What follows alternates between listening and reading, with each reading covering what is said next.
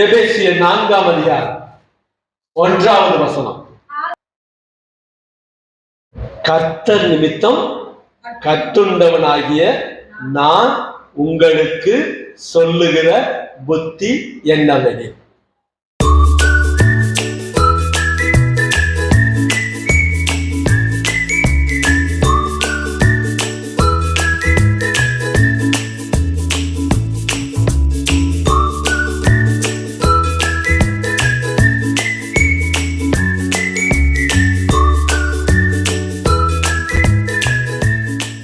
கர்த்தர் நிமித்தம் கட்டுண்டவனாகிய நான் உங்களுக்கு சொல்லுகிற புத்தி என்னவெனில். இந்த புத்தி நான் உங்களுக்கு சொல்றேன். ஒரு புத்தி நமக்கு மாத்திக்கிடுவோம். நிறைய பேருக்கு புத்தி சொல்லு போதிக்கிற நான் தாமே ஆகாதவனாக போகாதபடிக்கு. அதனால நமக்கும் நம்ம சொல்லணும். நீங்கள் அழைக்கப்பட்ட அழைப்புக்கு பாத்திரவான்களாய் நடந்து. எதற்கு பாத்திரவான்கள்? அழைக்கப்பட்ட அழைப்பு. உங்களை அழைச்சது யாரு சொல்லுங்க? இயேசு ஆண்டவர். அவர் தான் உங்களை அழைத்து இருக்கிறார். இந்த சபையில அமர வேண்டும் என்று சொல்லி பாஸ்டர் அழைக்கல, ஆண்டவர் உங்களை முன்குறித்து இருக்கிறார், அழைத்து இருக்கிறார். கர்த்தர் அழைக்காம ஒருவனும் இங்க என்ன செய்ய முடியாது, உட்கார முடியாது. சிலரால உட்கார முடியாது. அந்த அழைப்பு ஏதோ ஒரு கட்டாயத்தின் பேர்ல வந்திருக்கலாம். ஒரு பயம், ஒரு ஒரு வேற என்ன செய்ய, தயவு வேணுமே, அவங்களுடைய கூப்பிட்டாங்க நாளை அவங்க தயவு வேணும்ல அப்படின்ற பயத்தினால வந்திருக்கலாம். அவங்க உட்கார முடியாது.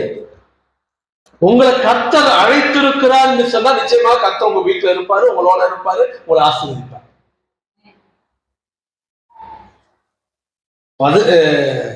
என்னது வேலையில 14 வருஷம் 15 வருஷம் முடியும் போது நான் முடிவு பண்ண, எனக்கு ஆண்டவர் என்ன செஞ்சிருக்காரு, அப்பண்டிசைட்டிஸ்ல இருந்து எனக்கு சுகம் கொடுத்திருக்கிறாரு, எனக்கு ஜீவனை கொடுத்திருக்காரு, நான் வேலையை விட்டுட்டு ஆண்டவருடைய ஊழியத்துக்கு வர்றேன் அப்படின்னு சொல்லி நான் சொன்னேன்.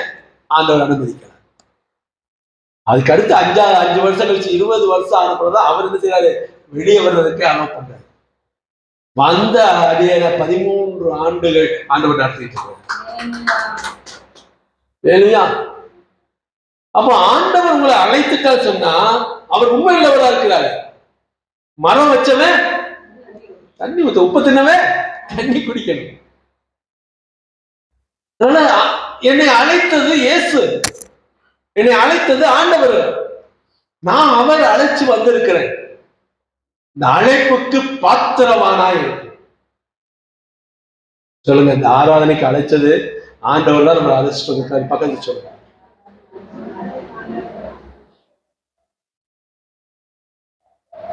நானும் எத்தனையோ தடவை முயற்சி பண்ணி பார்த்திருப்போம், முடிஞ்சிருக்காரு.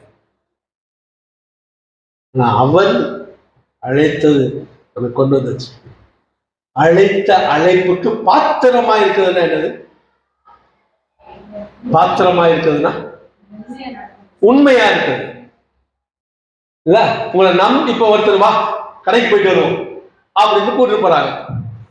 கூட்டிட்டு போயிட்டு அவர் பாதியில கையை விட்டுட்டு அவர் போயிட்டாரு வச்சுக்கோங்க. வந்து பாதியில விட்டுட்டு போறான். நம்பேனோ நட்டாற்றில் கைவிட்டாலும் என்னை காப்பாற்ற நீர் உண்டு பயமில். ஆண்டவர் அப்படி பாதியில விட்டுட்டு போறவரு கிடையாது. பக்கத்துல சொல்லுங்க, ஆண்டவர் பாதியில விட்டுட்டு போறவர் கிடையாது. முடிவு பரியந்தம் கடைசி வரைக்கும் நம்மை நடத்துகிறது. கடைசி வரை நடத்துவார், இறுதி வரை நம்மளை நடத்துவார். அழைத்தவர் என்னை நடத்துகிறவராக இருக்கிறார். அவர் அழைத்த அழைப்பின்படி நான் என்ன செஞ்சிருக்கிறேன், வந்திருக்கிறேன். நான் என்ன செஞ்சிடக்கூடாது, பாதியில விட்டுட்டு போகக்கூடாது. புரியுதா? ஒரு ஆலோசனையை சொல்லிட்டு இருக்கிறீங்க, பேச ஆரம்பிச்சீங்க. பக்கத்துல ஒருத்தர் பேசணும்னு அவரை பாதி விட்டுட்டு நீ பாரு இவரோட பேட்டி இருந்துச்சா நேரம் ஆச்சுனா பாரு அப்படி போனா அந்த நீங்க கொடுக்கக்கூடிய புத்திமதிக்கு ஆலோசனைக்கு அர்த்தம் இருக்குதா? அந்த அழைப்பு நீங்க புத்தி சொல்லும்படி அழைக்கப்பட்டு இருக்கிறீங்க, ஆலோசனை கொடுக்கும்படி அழைக்கப்பட்டு இருக்கிறீங்க. ஊழியம் செய்யும்படி அழைக்கப்பட்டு இருக்கிறீங்க, ஆராதனை செய்யும்படி அழைக்கப்பட்டு இருக்கிறீங்க. யாத்திராகமத்தில் என்ன வாசிக்கிறோம்? பார்வோன்ட்ட அவர்கள் என்னை ஆராதனை செய்வதற்கு அவர்களை அனுப்பிவிடு. நீங்கள் ஆராதனை செய்யும்படிக்கு அழைக்கப்பட்டு இருக்கிறீர்கள். ஆராதனை பண்ணணும், அதுக்கு முடிந்தவர்கள் புத்தி சொல்லும்படி அழைக்கப்பட்டு இருக்கிறீங்க. ஒவ்வொருத்தருக்கும் ஒரு ஊழியம் கொடுக்கப்படுகிறது. பாடல் பாடும்படி அழைக்கப்பட்டு இருக்கிறீங்க. வேதம் வாசிக்கும்படி அழைக்கப்படுவீங்க. நாம் அழைக்கப்படுகின்றோம். அந்த அழைத்த அழைப்பிலே நாம் என்ன செய்யணும்? பாத்திரவான்களாய் நிற்க வேண்டும். நீங்க புத்தி சொல்லும் போது இதையும் சேர்த்து சொல்லணும். உங்களை அழைத்தவர் உண்மையுள்ளவர். நீங்க வந்திருக்கீங்கன்னா நீங்களா வரல, ஆண்டவர் அவங்களை என்ன செஞ்சிருக்காரு? உங்களை கூட்டு வந்திருக்காரு. அதனால நீங்க அழைத்த அழைப்புல நிலைத்திருக்கும்படி வாரம் வாரம் வாங்க, தொடர்ந்து வாங்க. வந்துட்டு என்ன செஞ்சிடக்கூடாது? வந்துட்டு பாதியிலே போகக்கூடாது. பார்க்க சொல்லுங்க. ஆராதனைக்கு வந்துட்டு பாதி ஆராதனையில போகக்கூடாது. பாதி ஆராதனையில போவது தேவனை முழுவதுமாக அவமதிக்கிறது. ஆண்டவர் சபையின் தலைவர் யாரு? இயேசு. பிரதான ஆசாரியன் யாரு? இயேசு. அந்த இயேசு இந்த ஆராதனையில பிரதான ஆசாரியாரா உட்கார்ந்து இருக்கிறாரு. பாதியில எந்திரிச்சு இந்த ஆராதனையில பாதியில எந்திரிச்சு நான் போறேன், பாதியில போறேன்னு சொன்னா நான் யாரை அவமதிக்கிறேன்? சொல்லுங்க சத்தமா. இயேசு அவமதிக்கிறேன். இப்போ பாதியில போய் இப்ப ஒரு ஒரு உங்க மேனேஜரோ உங்க எஜமானோ யாரோ உங்களுக்கு தெரிஞ்ச ஒருத்தர் பெரியவருக்கு பேசினா பாதியில வச்சு போயிடுவோமா? ஒரு உலக மனுஷனுக்கு கொடுக்கக்கூடிய அந்த கணத்தை கூட நான் என்ன செய்யல, கொடுக்க மாட்டேன்.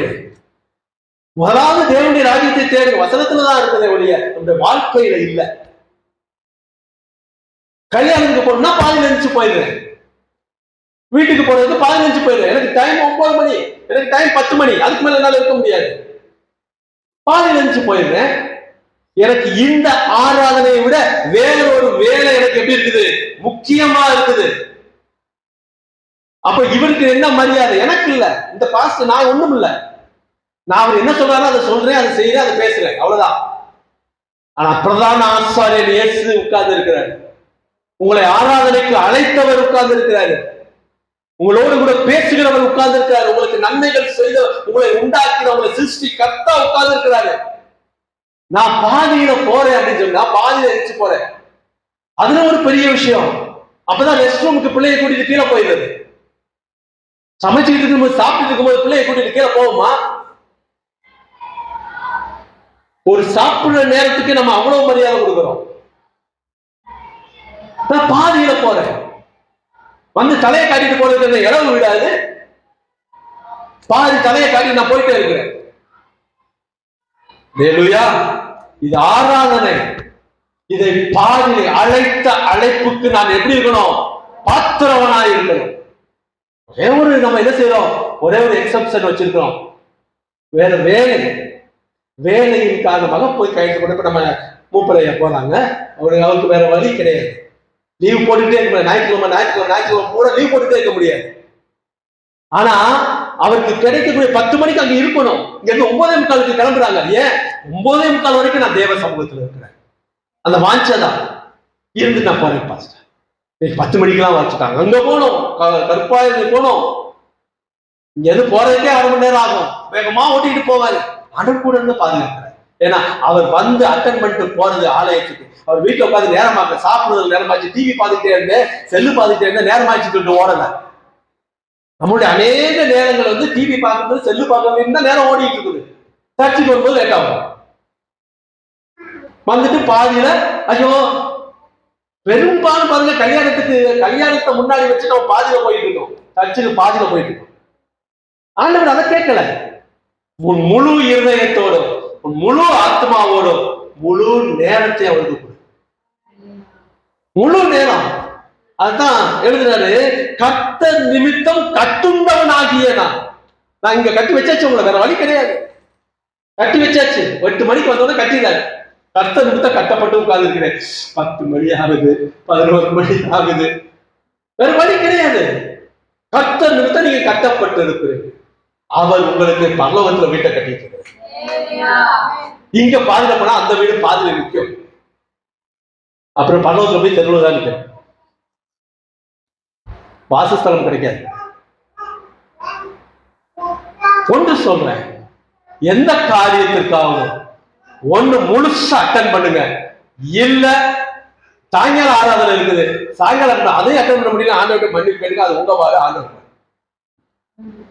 உங்கள் அழைத்த அழைப்புக்கு பாத்திரமாக பாதுகாப்பா. ஒரு ஒரு ஒரு ஊழியக்காரனுக்கே மனசு கஷ்டமா இருக்குன்னா தேவனுக்கு எவ்வளவு கஷ்டமா இருக்கும். எது முக்கியம்? ஆண்டவனுக்கு எவ்வளவு கஷ்டமா இருக்கும். டப்புன்னு ஒரு 10 பேர் கும்பலா போவாங்க பார்க்கலாம். ஒரு 5-6 பேர் கப்பி கலர் போயிடுது. எது முக்கியம்? முதலாவது தேவனுடைய ராஜ்யம் சொன்னா எது முக்கியம்? எந்த இதுல ஒரு பெரிய வேடிக்கை இருக்கு. டீ வாங்குறதுக்கு 2 பேர் கிளம்புவாங்க. முடிஞ்சவன டீ கொடுக்கணும்ல. டீ வாங்க, வா வா வா டீ வாங்கிக்கலாம். ஏன் அவர் முழுசு ஆராதனை செய்யக்கூடாதா? இந்த டீ வாங்குறதுக்கு, இந்த வேலைக்கு, இந்த கீழே போய் அதை போய் எடுத்துட்டு வா, இதை போய் எடுத்துட்டு வா, இதுக்கு கூட போகக்கூடாது. வந்தாச்சா கட்டி போட்ட எப்படி உட்கார்ந்து அப்படிதான் உட்காந்து. எந்தினா எந்திப்பேன், உட்காருனா உட்காருவேன், அசைனா அசைவேன், பாடுனா பாடுவேன், ஓடுனா ஓடுவேன். இதை கட்டி வச்சுட்டாங்க. நானா எதுவுமே செய்ய முடியாது.